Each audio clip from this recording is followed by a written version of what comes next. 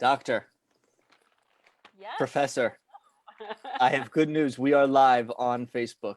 Wonderful. Sifrei Panim, as it is. Welcome to today's episode of a rabbi and a palliative care doctor walk into a Zoom, but really it should be a rabbi and a professor, Dr. Rebbitzin, dear soul sister, beloved of my chavruta and chaver naaman, Rabbi Getzel. But honestly, there's you and mommy to Yeah, Asher and Esther, right? Like, so yeah, yeah. thank you. Mostly Esther, Asher's mom. Thank you so much for making the time to be here with us today. Oh, the pleasure's all mine. It's wonderful to walk into a Zoom with Where a where such a where are rabbi. we finding you right now? Well, I am at home in Cambridge, Massachusetts.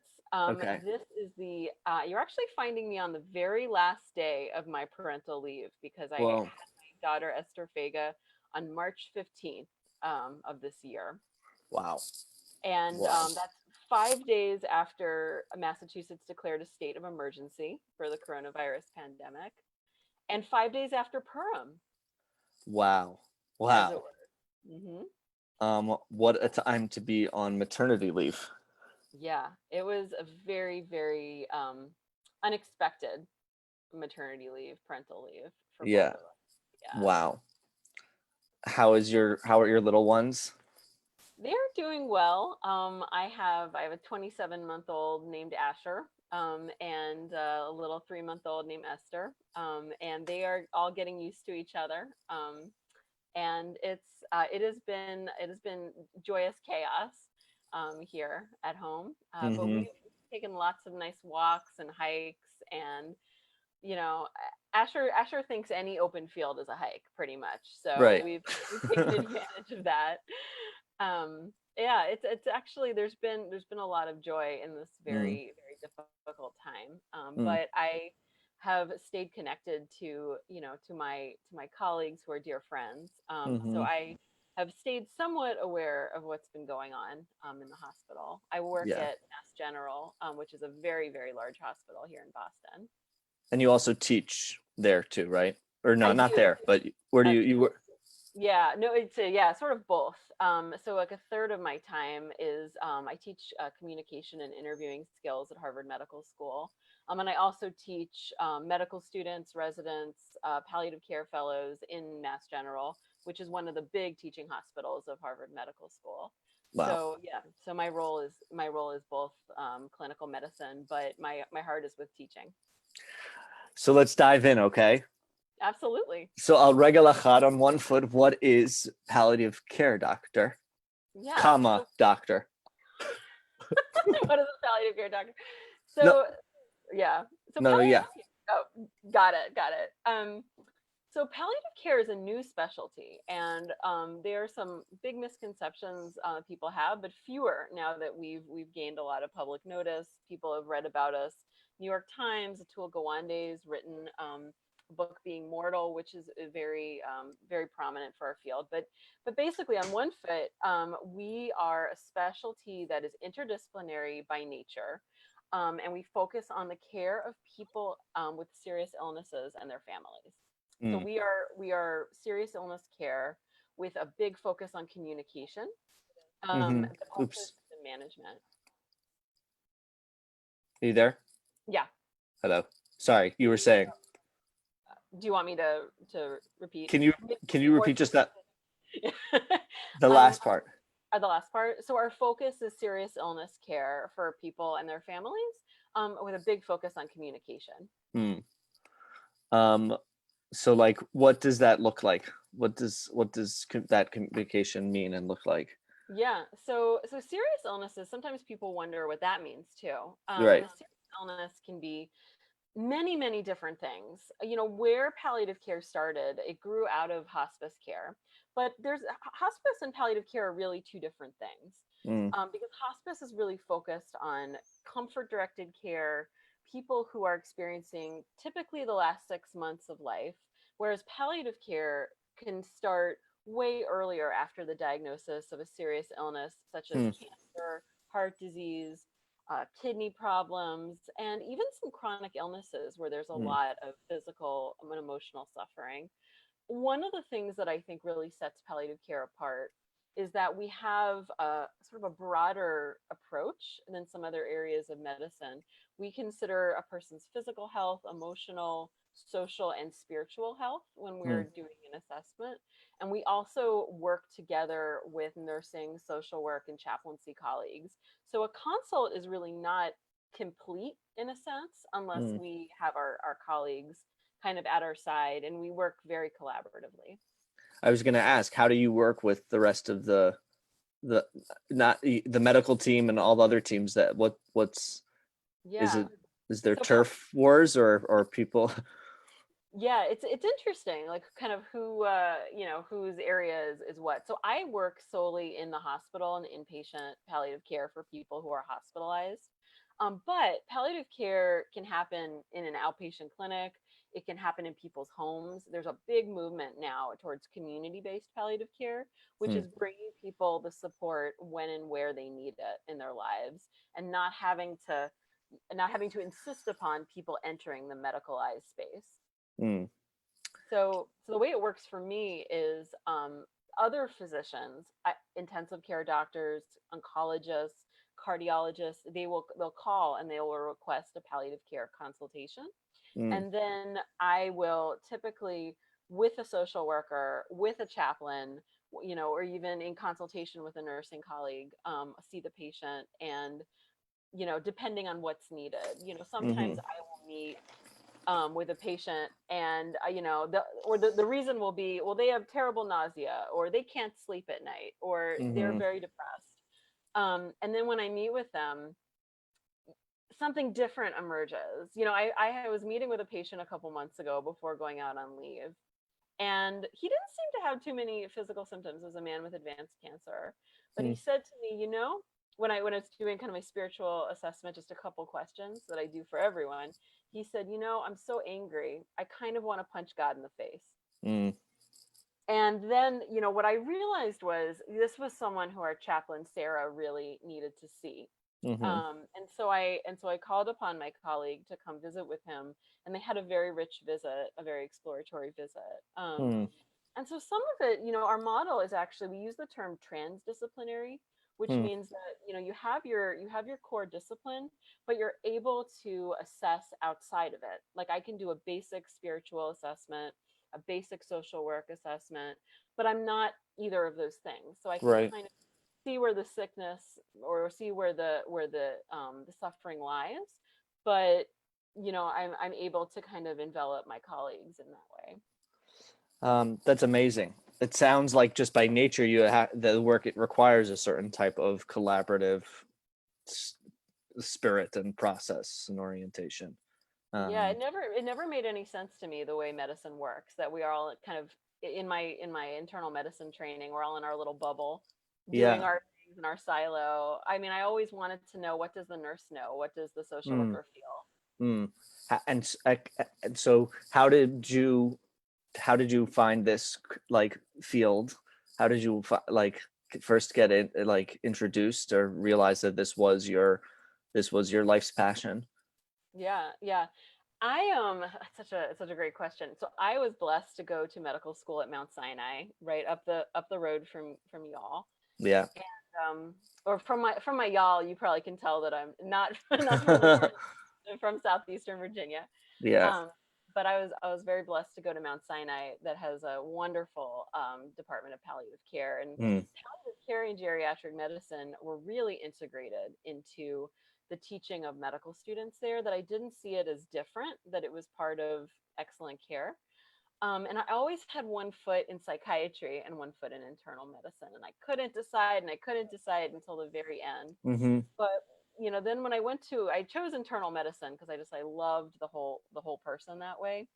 I realized that I also loved families. I loved family meetings that other people weren't as excited mm, about. And so my passion was really on the reduction of suffering and accompaniment, of rather than trying to cure and then feeling a sense of profound failure mm-hmm, when that's not mm-hmm. possible. I think of palliative care as a very radical kind of medicine because we don't engage in some of the same ideologies. Amazing. Um, I love that there are voices like yours within the medical world that are like pushing the limits of like treating the whole person or patient there. Um, can I ask a little bit about what some of like the good what are some examples of like good and terrible communication with, you know, um, around these types of issues around palliative care? Yeah. One of the things that I tell our learners when I'm teaching is that every thing that you say as a clinician has such great impacts in the lives of patients and families because I really believe that what patients and families are doing, especially in a situation when people are critically ill, is they're creating a narrative of what happened. And this Mm-hmm. has to be a narrative, it has to be a story that the patient and family can live with, that they can Mm-hmm. go on in their life and work with, tell and retell. So I always tell our trainees, think about what the family member is going to tell someone else in their family, someone in their faith community, so Mm-hmm. a close friend about what happened in the hospital. Mm-hmm. So when there's a difficult decision to be made, which has come up a lot, which has come up very frequently in the coronavirus era, regrettably, it's Mm-hmm. very important to think about what kind of narrative and story we're supporting people in making. So I would say a good example of communication is when there is, a patient who is unlikely to benefit from extraordinary care, from intubation and a ventilator because of how sick they are. And the Mm-hmm. physician's really worried that instead of prolonging life, it would really be prolonging suffering and dying. Mm-hmm. Mm-hmm. That needs to be communicated in a way that is how should I say it, like with kavod, which is with gravity, but also Mm-hmm. clear. Because a Mm-hmm. lot of times what families get in these situations is very fragmented communication, Mm-hmm. and they don't know, what should I hold on to, who should I listen to. So my role in a family meeting is to ask questions, is to coordinate, is to advocate, but not necessarily to give any piece of information. Sometimes people are so worried when I walk into the room that I have a cape and a scythe like a grim reaper, but actually my whole role is to help them obtain the information that they need, but also support them emotionally as they go through perhaps one of the most difficult situations of their life. Mm. I can give you a very quick example of some Yeah. poor communication that I was told just a couple days ago by actually a close friend whose father was quite ill. And they were, planning on making decisions about life sustaining therapies. Mm. And a physician said to them at the end of the visit, "Have a nice weekend," like very automatically, and left the room. Mm-hmm. And Mm-hmm. that really stayed in the mind and the heart of his mom. Mm. And I really, sometimes these colloquialisms, they're so Right. automatic. And we're trying to give a sense of warmth, but we have to be so thoughtful, you know. Yeah. I've talked about how we should maybe consider banning the phrase "How are you" for the duration of shelter in place, unless it's maybe like genuinely offered. Although it should probably always be genuinely offered if we're asking someone Do how you they really are. want Yeah. Do you really want to know?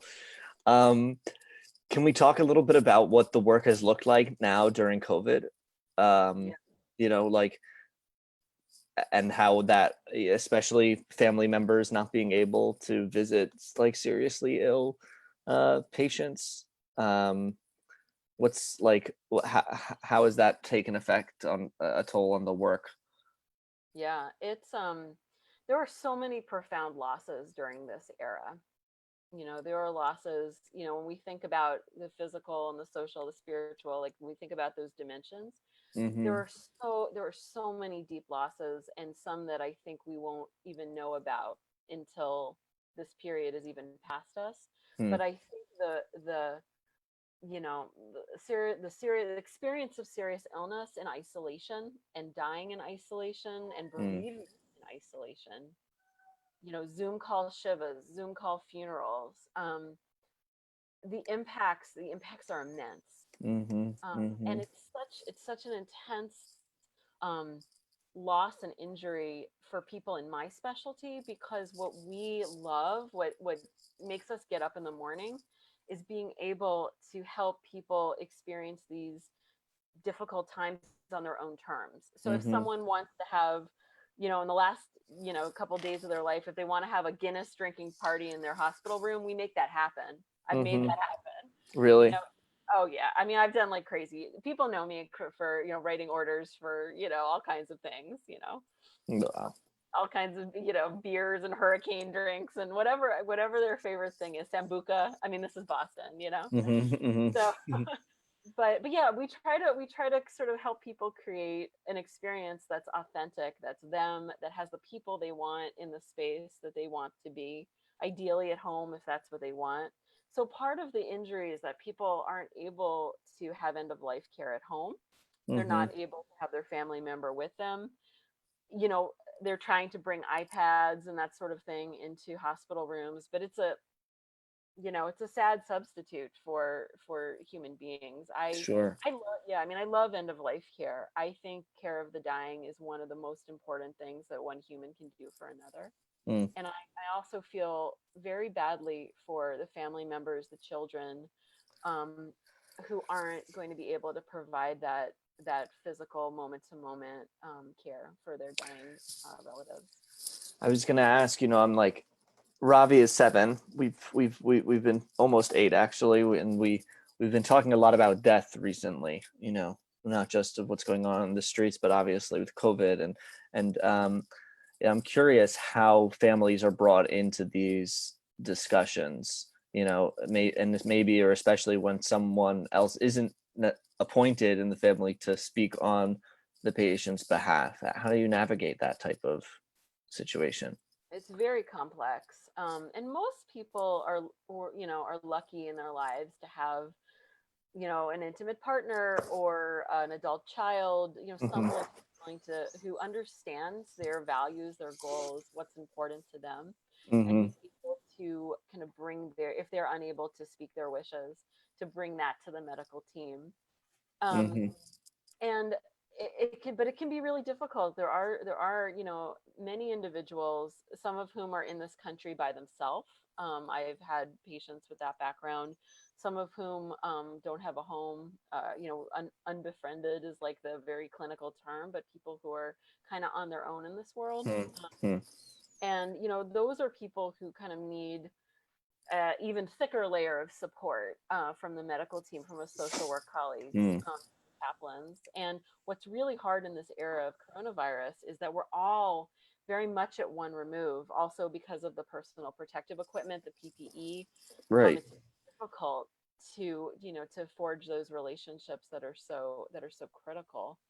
What I find is, I'm very, very interested in psychology and existential side of palliative care, and how we live with dying in our Hmm. lives, even Hmm. before we're seriously ill, because I Hmm. think that has a huge connection to how we cope at the end. Hmm. And one of my colleagues who's been very clinically active, during this time period said to me, Leah, what I've noticed is that people who have good and strong relationships or good attachment, as we think about in psychology, tend to cope better even if they're alone. Hmm. And it doesn't, in some ways it doesn't matter if you have those kind of internal processes, those relationships that are solid. You know that you are loved despite the physical barrier. But those of us who don't have good attachment for reasons of abuse or a difficult upbringing, those are the people who need the clinicians even more. And one of the deep losses is the inability to draw close to them during this time. Hmm. That's so powerful. Um, I was going to ask you just to like paint a picture a little bit of what now during COVID that it looks like to go into these rooms with the added layer of the protective gear. Like and how is that different from how you might usually be in that space? Yeah, no, I mean, I think that the protective gear, especially because it's in the area of the face, Yeah. because one of the things I teach our learners a lot is that everybody focuses so much on what's said. What do Mm-hmm. you say? What are the right questions? But actually, I truly believe after 7 years of doing this work that nonverbal communication is Mm-hmm. how a person knows that they're cared about. Mm. Like, I fundamentally believe that patients can tell who really cares about them from the way that you hold yourself, the way that you listen, the tone of your voice. Mm-hmm. And we are in these negative pressure rooms shouting over, air being sucked out. People Mm. are wearing the N95 mask, they're wearing the face shield, they're wearing a hair cover, a gown. It's very separating. Right. Um, I was gonna ask to share maybe a little bit of some of the like more thorny issues, ethical issues that you and your colleagues that palliative care clinicians might be facing during the pandemic. Um, Yeah. I think there's been a lot of kind of public attention towards the issue of rationing. mm-hmm. I think in places like New York and Boston, I think we all kind of came right up to the line in many cases of not Mm-hmm. having enough equipment. There were some really, really unjust and painful stories from clinicians Mm-hmm. about having to inappropriately reuse the equipment Mm. because, I mean, there's such incredible provider, you know, fatigue and personal risk and emotional distress. That's Mm-hmm. a whole other issue. But the issue of rationing, and if we don't have enough medical equipment and medical Yeah. supplies, there was so much focus on ventilators. I thought in some ways that was an unfortunate thing Mm. because that's a very concrete thing to look at, rather than thinking about what needs to be in place even to Mm. run a ventilator, to that we're in a situation where many more people are seeking or needing critical care services, and Mm-hmm. that's a whole suite of things that could have been needed to be rationed. So I think there was the concern: how are we going to make these decisions? And many people thought that if we come up with somewhat objective systems, that Mm-hmm. would absolve the individual providers of having to make these kind of moment to moment decisions and then live with that. Again, that goes back to Mm-hmm. that narrative, that story. We as clinicians, we have to have stories and narratives that we can live with about ourselves and what we do. And that's important too. I Mm-hmm. think it's an important frame to think about. I have to tell you that, I also, as an observant Jewish person, I really, really struggled with the question of rationing and Mm. how decisions were made, and even the idea of assigning point values for different things. And even if we argue about what those things are, Right. age, morbidities, or are they a medical provider, are they not? I think that we all, for those of us, I mean, maybe it's not really about observance, but we all kind of live under the specter of Holocaust trauma. And I found it very concerning Mm. that we were entering this ethical world where human beings were going to be seen in this Mm. objective subjective way. it Yeah. worried it worried me very, very much that I would have to enter a workplace where I would have to be an apologist for those decisions. I would have to Mm. kind of work in that framework. So it's something that I've personally I've wrestled with Mm. during this time period. I also imagine because you were saying how there's also a move for this work to be happening not necessarily in hospitals but at home. That now during the pandemic that's obviously not as much of an option. Is that right? Yeah, no, I mean, what's really difficult is that because of all of the PPE equipment, people aren't able to have the hospice services at home as Right. readily as we, and that in many, many cases, I would say 80% of my patients who I see who use hospice in their home. Mm-hmm. So under normal non-pandemic situations. Now it's really up in the air because Mm-hmm. you don't want to endanger clinicians, and you certainly don't want to endanger the family who's at home. So Right. most care in hospice is actually provided by the family, and some Mm-hmm. people find it quite burdensome, and some people find it to be the most meaningful experience of their life. Mm. Um, but now that's not possible, Mm-hmm. and I think it's just enough. There's going to be some really complicated grief springing forth from this period. Mm. I think that's another role for palliative care is to have a place in trying to mitigate some of that for people Mm. in our bereavement care that we do. Wow. Such holy work. Intense work, draining work too. I was gonna ask, like, um, you're a young mother, and like you hear, and you. It sounds like you have you have a belief system around how death is a part of life, right? And a fearless and or just sort of an openness to engaging that. But I'm wondering, like, how you yourself balance the patients you see, probably the heartache that you experience all from time to time too, and then the transition then to all the other roles that you play in your Yeah, life. it's a great question. With our trainees also, they're so hungry to learn all of the technical aspects of palliative care because we do very high level pain and symptom management and Mm-hmm. cancer pain. Like I'm a cancer pain specialist. Like all of those things, our trainees want to learn it. But Mm. what I always tell them is the question of the first 3 years when you're out in practice, and I bet this is also true for people in psychotherapy practice and Mm-hmm. psychiatry, is how is this work sustainable? How Mm-hmm. do you not burn out? How do you Mm-hmm. not develop compassion fatigue? That Mm-hmm. is like that's for me. That's like the even before the pandemic. Mm-hmm. Mm-hmm. That is like the red blinking question. And for me, so I am very kind of open about therapy of all kinds. So Yeah. all kinds of therapies. So massage therapy, psychotherapy, aromatherapy, whatever it Yeah. takes. For many people, like yoga, physical activity, going to the gym, is very helpful. And one of the very hard things also about shelter in place is that many of our coping mechanisms for everyone Right. have been taken away. You know, and so that is just exceptionally challenging for clinicians during this Mm. time.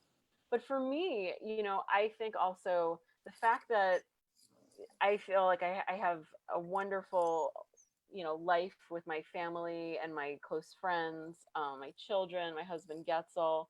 Also that I live in, Jewish time, and so, Mm-hmm. you know, there's kind of structures beyond the structure of Right. the medical world. Um, I think that my faith, my practice, that really that gives me a lot of renewing energy. Mm.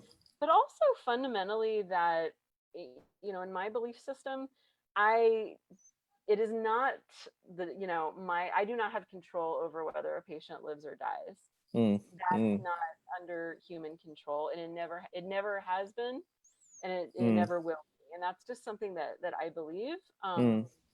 But where I can be helpful is the accompaniment, is the advocacy, is Mm. the support, is being that person who makes things better, Mm. but realizing that we are in a reality that is much larger than us and we don't understand. Mm. That to me that feels like such a refreshingly like scientific answer from a deeply science oriented and medical like professional. Is that just me? Or that I mean, it's an interesting point. So I always kind of joke around that like I'm a serious scientific doctor, but I also feel deeply connected to the world of the spirit. yeah. My best friend at work is a palliative care clinician who's like who is a very committed non-denominational Christian. Hmm. And it's been really an incredible experience to get to know her and her coping during our time working closely together. But I sometimes, ask her, I say, how's your spirit? And that's Hmm. how we also support each other in that way. And I think that I that's was the gonna most. ask, well, like, what's the God talk? Is there any God or spirit talk, like in the lunch, the cafeteria among the clinicians and doctors? But yeah, So people are always surprised to know that there's a huge amount of humor and laughter in our yeah. team room. There's so much humor. Hmm. It seems very incongruous, death and dying, but it's so human. It's also human. Yeah. And what's interesting Shalom is, Aleichem said that laughter is the best medicine after all. So oh, absolutely. I mean, I often, one of the things that I like to bring to a family meeting is I'll start the family meeting by asking, if the patient isn't able to participate, asking the loved ones, can you bring the patient into the room? mm, Tell me something about them that I couldn't know from reading their medical chart. mm, And oftentimes it'll what be, a I mean, question. it'll be, yeah, that's so you tell me something, bring them into the room for me. Or often I'll say, like, I wish I had had the privilege of knowing them, and I don't. Right. But everyone jokes that my favorite kind of patient is a gruff, 80 or 90-year-old, old man from Charlestown, which is kind of like a more, blue collar area up here in Boston. But I love people who tell you what they think, which is all New Mm-hmm. Yorkers, obviously. Mm-hmm. Um, Mm-hmm. but who really tell you kind of what's on their mind and on their heart. So that's something. There's a ton of humor, Mm-hmm. but I did my internal medicine training down in Durham, North Carolina at Duke, and Mm-hmm. there was a ton of God talk. It's the Bible Belt. Right. So I had to adjust. Mm, When I came up here to Massachusetts, because mm, people thought I was pretty weird, because families will often ask you, well, how long do you think they have to live, doctor? And down south, I would say, only God knows for sure, and everyone would nod. mm-hmm. Mm-hmm. If you say that in Massachusetts, people think you're completely nuts. So I've had to kind of like recalibrate a Yeah. little. I love the code switching that you have to do. It strikes me as like so deeply like human and honest. And I can imagine like at a time of such, and I think of the times where I've been near close family members who have, been towards the end, but to be in touch with someone from their care team who can access all those different modalities rather seamlessly, and honestly, like that's such a gift that you offer, doctor. Um, so let me ask this last ish question. Okay. So let's say I do have a, high risk or older adult family member, who's in this, who's in this, who's in this last chapter of their life. How do I best support them? I think the most important thing, especially in the setting of this pandemic, and we really don't know, what will be, is to ask them what matters most. Mm, A lot of times people focus so much on decision points. Do you want the ventilator? Do you want, the chemotherapy? Do you want the surgery? But mm, what I always try to do is take a big step back and say to someone, really normalize the decision, but say, mm-hmm, I meet a lot of people, and mm-hmm, some people tell me, Leah, I want absolutely every minute of life, no matter what kind of condition I'm in, no mm-hmm, matter if I can't communicate, no matter if I'm having physical symptoms, that's valuable to me. And mm-hmm, then I meet some people that say, no, I really would prefer to be comfortable in the last weeks or mm, days of my life and really focus mm-hmm. on, as much as I can, family and physical comfort. And I say Mm, most people are in the middle, and so I right. kind of normalize that. But what I would encourage people to do, if in a situation like that, is say, people make a lot of different choices about these things, and it's so important for me, if I'm potentially going to be the decision maker, to know where you stand. And it's impossible to know all the details, but tell me, have you ever faced a decision like this before? Is there someone else, in the elderly person's family that they've seen? Because a lot of times people will say, oh, my neighbor had, this medical problem and they were in the ICU and I never want that, or the opposite. Mm-hmm.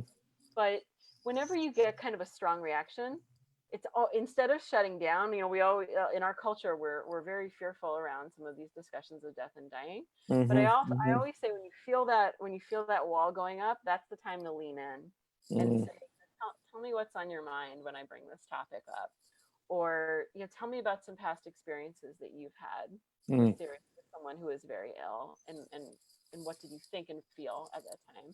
And the more that you can kind of open up the discussion, the more valuable the information will be. And then if, God forbid, you have to make a decision on their behalf, you'll have some more information to do so. And Mm-hmm. it'll not that it'll be easy, but it'll be a decision that you can live with. Do you find that you can tell when patients have had those conversations before, they've entered into this last phase versus like this is the first time that they're talking about death and dying? Yeah. Oh, definitely. I think it's the greatest gift that somebody with a serious illness can give their family, is having open and honest, sometimes facilitated discussions about, how they see things and what they Mm-hmm. would and would want, what is valuable to them. Things like communication, being able to, do activities of daily living, Mm-hmm. independently.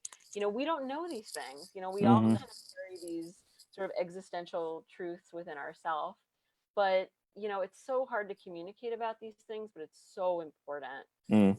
From there, sometimes people with serious illnesses can, even bring that to their doctors, and the more it can be documented in the medical record, so it's not a mystery, Mm. the better.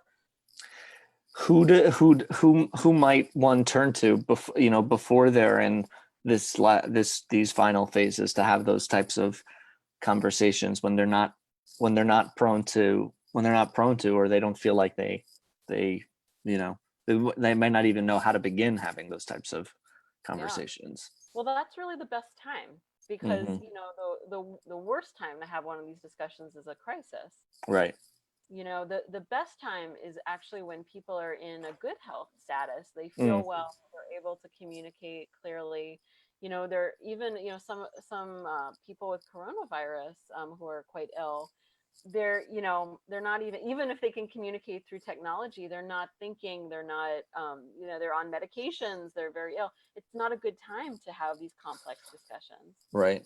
So I would say, a primary care visit, urging one's parents, grandparents, or even themselves if they have a major illness, talking to a primary care, talking to a specialist doctor, Mm-hmm. but also even other trusted clinicians, um, you know, Yeah. anyone who can kind of help them parse through the issues and the questions. I know how jealous my partner and wife Yael is going to be that we had this conversation. As you know, she's a social worker, a geriatric social worker, and she talks to me about this program of called Death, or I'm going to butcher their name now, but it's about bringing up conversations around death and dying. Before, as you say, that these crisis moments. So we will make this video available on Facebook afterwards. Thank you so much, Dr. Professor Rabbi, for being here with us for today's episode. Where might we go to learn more about this type of work and your type of work, if folks are interested? I highly recommend, the writer Atul Gawande, who's a surgeon, up here in Boston. He wrote a book called Being Mortal, Mm. which even my crusty, frozen palliative care Dr. Hart, it was very incredibly moving about Mm. his father. Mm. And sort of his experience as a medical professional, but also as a son. So that's a wonderful book to read. And there's just a wealth of information available online, about palliative care, where to get it. But if people find themselves, personally in a situation like this, or even with a family member or grandparent, who's hospitalized, do not hesitate to ask, a medical team to have a palliative care provider involved. It doesn't mean the patient is at end of life. It just means that they want an extra layer of support. Mm-hmm. So Mm-hmm. please don't hesitate to, have us involved, because we are usually pretty nice people for the most Mm-hmm. part. Thank you so much, Leah. Mm. Have a Pleasure. good have a good Shabbos. Have a restful Shabbos. You too. Love to your family. Love to yours as well. Shabbat shalom. Shabbat shalom.